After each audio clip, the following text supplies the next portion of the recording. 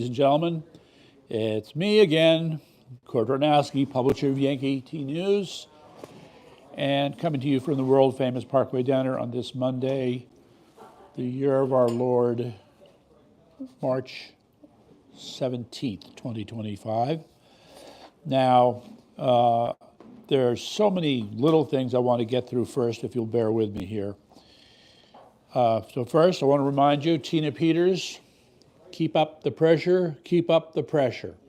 So tell all your friends and just let them know that she been done wrong. That's right, she been done wrong. Now, meantime, I just wanted to share with you, we know that there's been a lot of back and forth here, and it ain't over by a long shot with respect to Canada. So, in the spirit of David Letterman, I wanted to share with you the top 10 reasons that Canada needs to become the 51st state. Number 10, America becomes the hockey capital of the world. 9, no more silly America versus Canada hockey games. 8, our neighbor to the north gets to move in with us. 7, now we can get all that great Canadian beer at cheaper prices.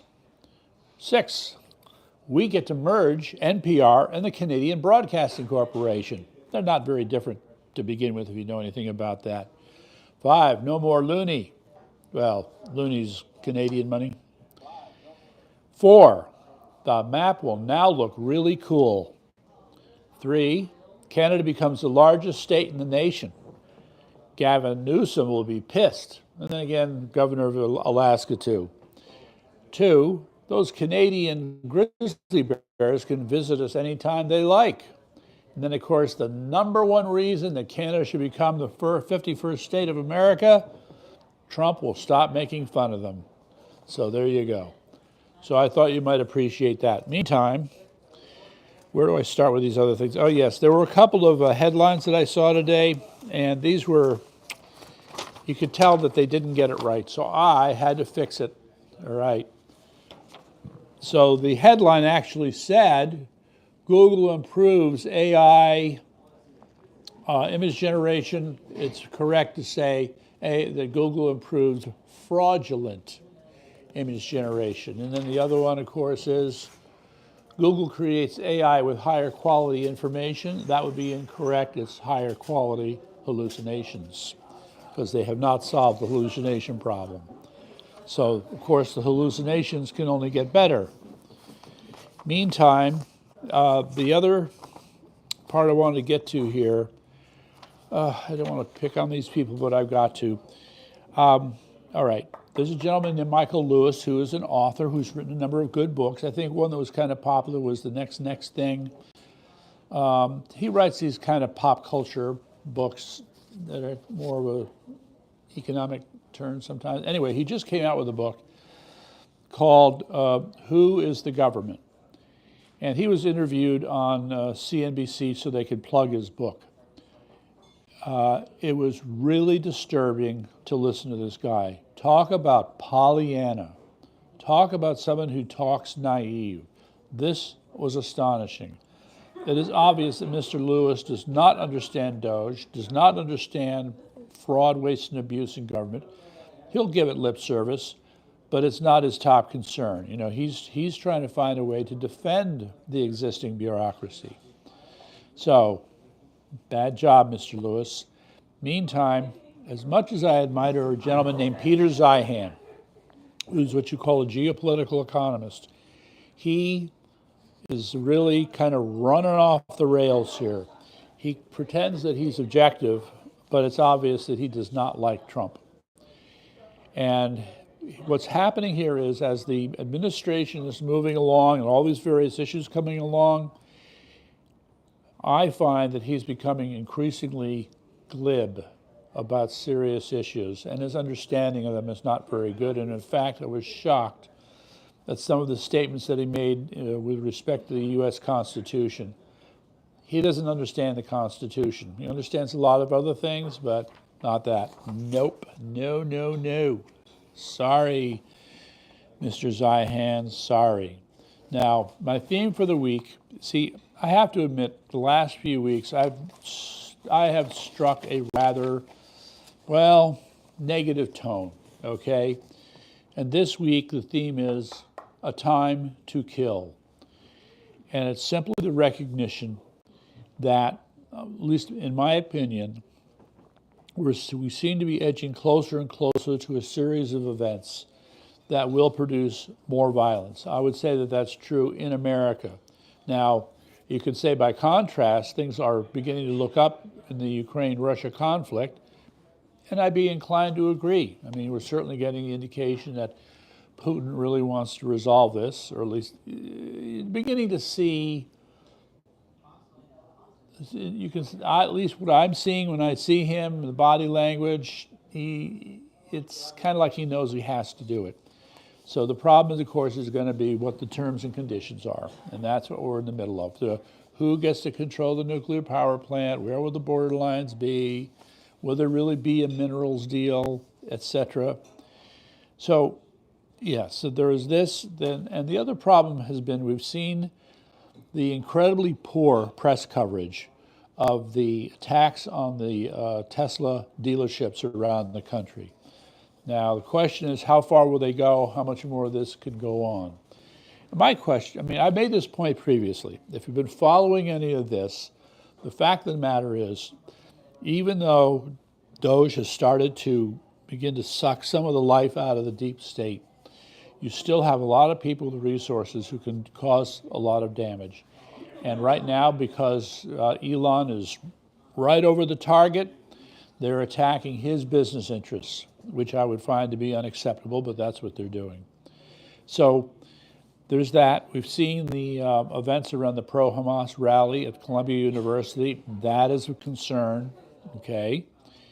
But what is it going to turn into? Where does it go from here? Do they get more violent? We've certainly been seeing some examples. Eric showed me this other clip. Do you remember what that woman, what her name was? Who was, yeah, so it was some woman at a rally, and she too was calling for violence or warning about violence. And so, you know, how much of this is going to go on until somebody says, tone it down, dial it back? There's no sign that that's going to happen anytime soon, even if we did get a Ukraine-Russia deal. So I'm just saying. All right, let's move on to the news here. Also, call to action, go to our website, Yankee T News, like, subscribe, tell your friends. And tell Tong Time, wow, Tong, I don't know. Sometimes things take a little bit longer than expected, but I certainly hope they'll be catching up with you. And I did mention Tina Peters. Yes, and so that is still something that's in process. Meantime, all right, I'm going to start with what happened at Columbia. In reading the news account, so what we know right now is that Mr. Khalil's in a prison in Louisiana awaiting a hearing which will lead to the determination whether he gets shipped back to Tunisia, goes to prison, what's it going to be? So we don't know. But what's clear from this article is the uncertainty around this, and we don't know what kind of games the judges will try to play as well. So it's the same in every case. They will pull a move. It'll cause delay, cause controversy, cause conflict. Gets resolved, we hope. It's also important to remind the audience that a green card is not the same thing as full citizenship. Of course, right. So, I don't know why there's such a... Look, if the guy's not an American citizen, even though his wife is supposedly an American citizen, the point I want to make is that there are still laws against inciting riots, okay? So yes, it can be a gray zone. Sometimes you can be in a situation it's not quite clear which way it went, but I think one of the other caveats to that is that the conditions of retaining your green card is that you're not spending extensive amounts of time in another country or your country of origin. Yeah. Okay.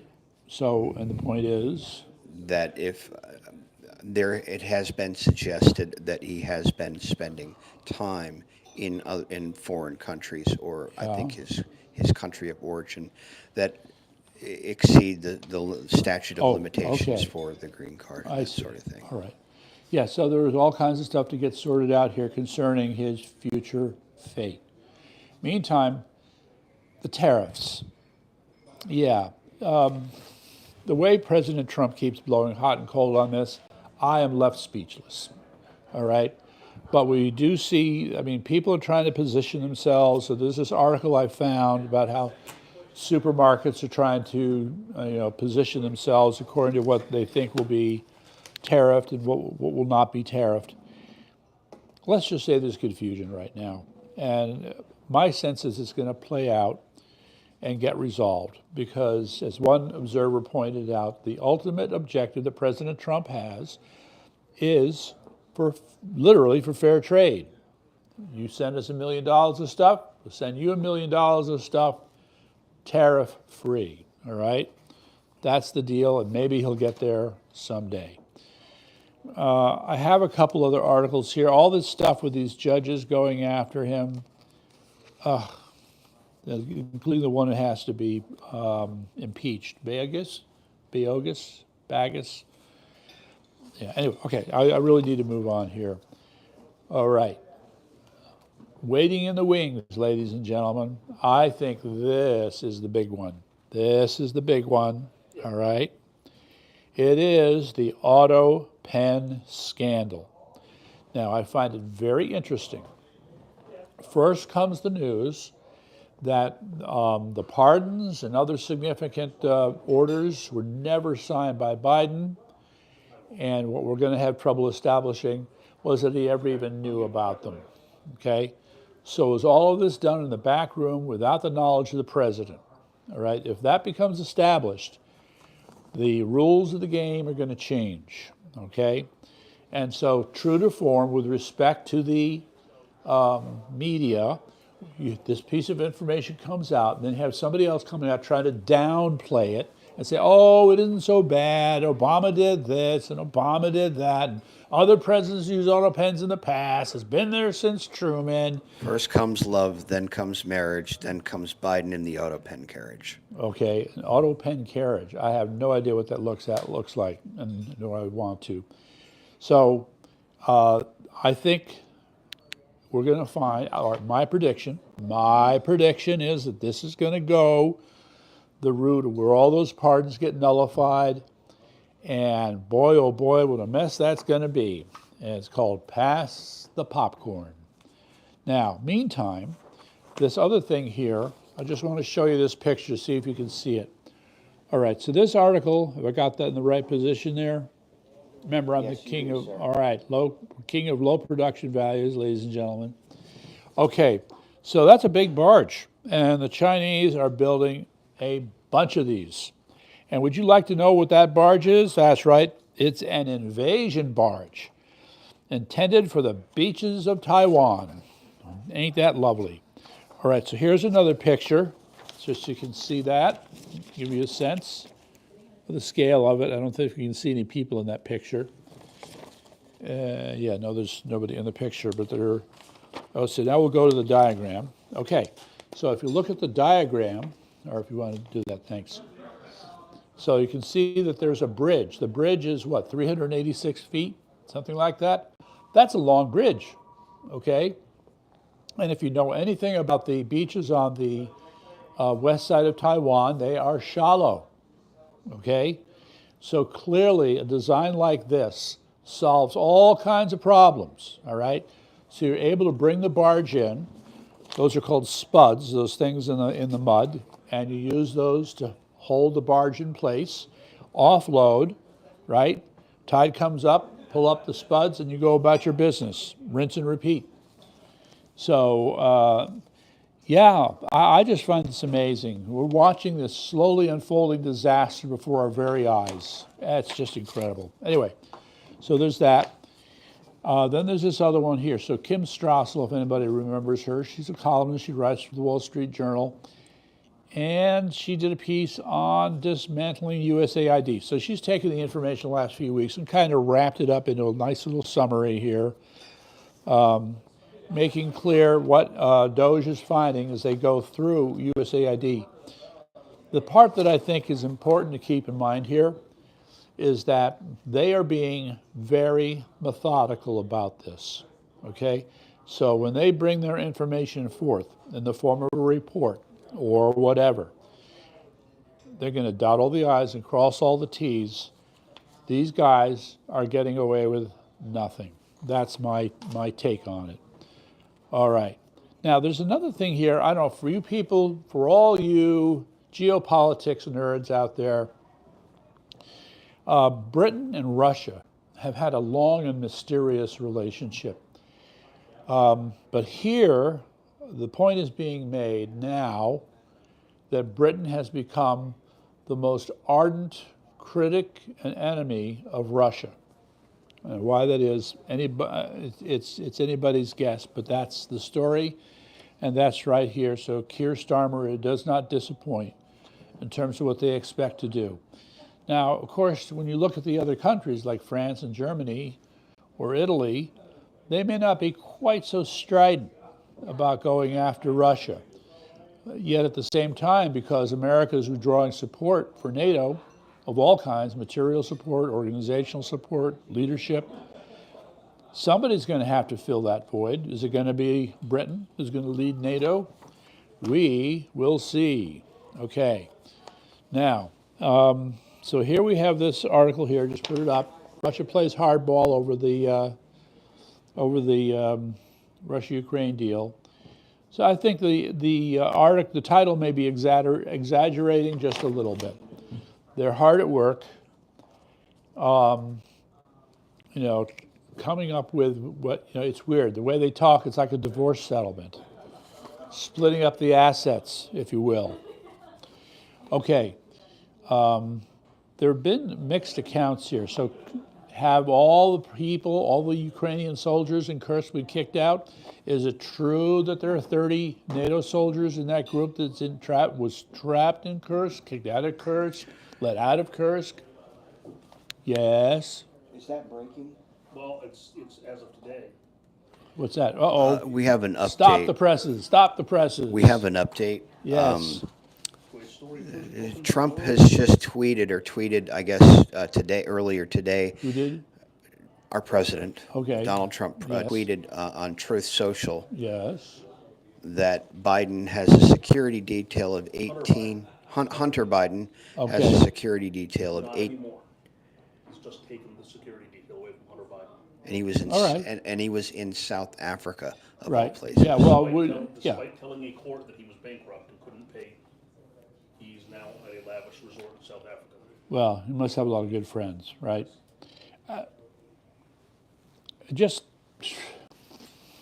Okay. All right, so I guess we have a certain fascination with a sick person like this who's a traitor to our country. It's not clear to me that his hiding out in South Africa will save his ass. Just saying, okay? All right, so in the meantime, we still have conflicting versions of what's going on in Kursk with respect to the Ukrainian soldiers and whether or not there are NATO soldiers in and among them. It's called Stay Tuned. Meantime, let's move to China. Oh, baby. All right, so I showed you that invasion barge they're working on. Let me just start with the first thing that's concerning me. Many people who wonder about the industrial development of China ask the question, does China really have the ability to innovate on its own? All right? They have ripped us off all kinds of patents, all kinds of intellectual property, all kinds of trade secrets. Yes. Don't forget the trade secrets that Bill Clinton sold to the Chinese back in the 1990s. Yeah, well, this has been going on for a long time, so yes. All right, so we see all of that. So now if we start to withdraw our support and our investment, will China be able to keep up? All right? Because of the things I've seen, my tendency has been to say no, China will not be able to keep up. So we've got a lot of business to take care of with respect to China, all right? These so-called students who really work for the PLA who come to America, and they find the, quote, best labs in our leading universities and which just continue to steal information from. Yeah, okay. Anyway, I don't have the link up, but there is a paper that goes on long and hard about China. And the fact of the matter is, I am beginning to rethink my position on China and innovation. I think it is possible that China is positioning themselves in such a way where they just might be able to up their game when it comes to innovation. I hope to have more information, but I'm just going to let you know that I'm beginning to rethink this a little bit. So I'm not so sure. Now, so related to that, there's another article here. We have the link up that, yes, Trump is beginning the process of trying to, quote, weed out Chinese nationals out of our student population. That will be a process. But you know what?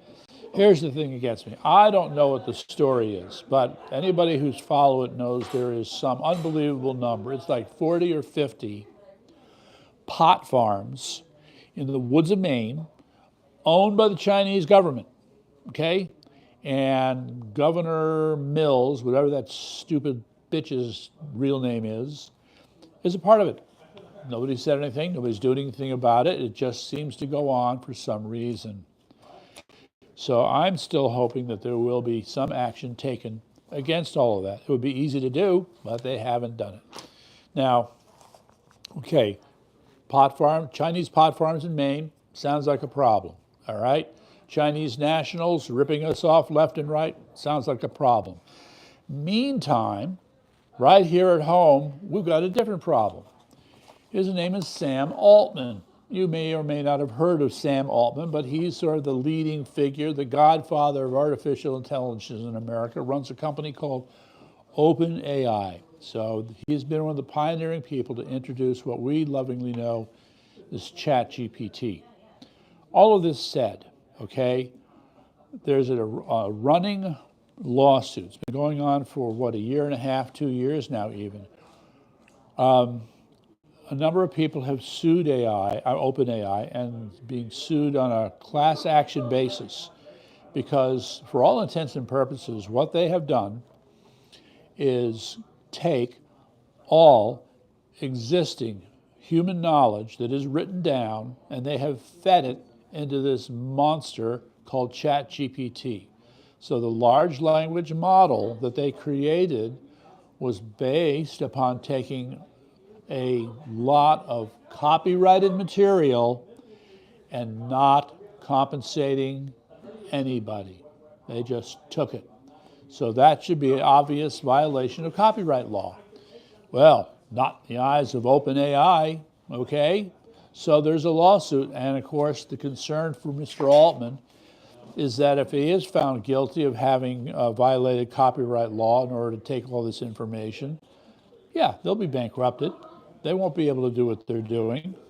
So it's an interesting problem, to put it mildly. And meantime, even as this has been done, what has happened? That's right, China took the information themselves. So they have their own large language models based upon what they've taken from us. Ain't that sweet? All right, now I just want to remind you about Tina Peters. So the Department of Justice sent a letter to the state government of Colorado letting them know that we're very interested not only in what has gone on with Tina Peters and the conditions of her imprisonment, but also her replacement, Jenna Griswold, the lovely, wacky liberal Democrat that she is. We would like to know what the story is here. Have you mishandled Ms. Peters' case? We want to know.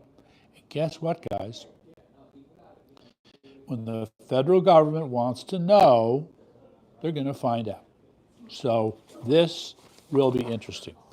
Meantime, I want to, all right, because, you know, it seems funny how I'm just bouncing from story to story here, but each one of these in their own way is really of earth-shattering importance for this country, okay?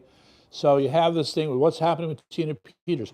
If the information that she has comes to light, justice will be done with respect to the fraudulent elections of 2020 and 2022, and maybe even 2024. She has the receipts. She, as a former Secretary of State, was in a better position than anybody else to have that information in the first place. She knew how the procedure was supposed to go. She knows the information. Okay, so that, the fraudulent elections, big thing for getting election integrity back in this nation. It is a big deal, all right? The other thing that's a big deal is making America healthy again. So you have three major players here, right? You've got the FDA, Food and Drug Administration, National Institutes of Health, of which there are 23 some institutes, and that's right, the Center for Disease Control. Now, during COVID, the bad actor in this whole drama, I mean the really bad actor, was the CDC, because they arrogated to themselves all kinds of powers that were not theirs to have. Who ever thought of a healthcare agency responsible for tracking healthcare statistics would issue a proclamation saying that landlords could not evict tenants? That came from the CDC. Who said that they could do that? Well, they did it anyway. And this has been the very problem that we've seen. So the CDC is a bad actor in this drama, and the problem is they remain a bad actor. So, little known of the many people who have gone before the Senate for approval, we've only seen a couple leave. Matt Gaetz was one, okay? But here's the other one. His name is Dave Weldon, all right? Now, Dave Weldon had to withdraw because of all the pressure that was put on him. If there was anybody who is a critic of the whole area of vaccine policy, this guy is it. Whatever fears they may have had about RFK Jr., that's nothing compared to the fire that Dave Weldon would bring. But he was caused to step out. But, okay, so the bad guys of the CDC still seem to be ruling the roost. But, ladies and gentlemen, this battle is far from over. There's another player in this drama. His name is Dr. Thompson, all right? I don't know if you ever heard of Dr. Thompson, but when he has his day in court, okay, it will be made quite clear that the CDC acted in the most illegal ways possible with respect to vaccines and autism. It is an incredible story that he has to tell, all right? So that's why this is important. Also important, and we'll call this the last story here.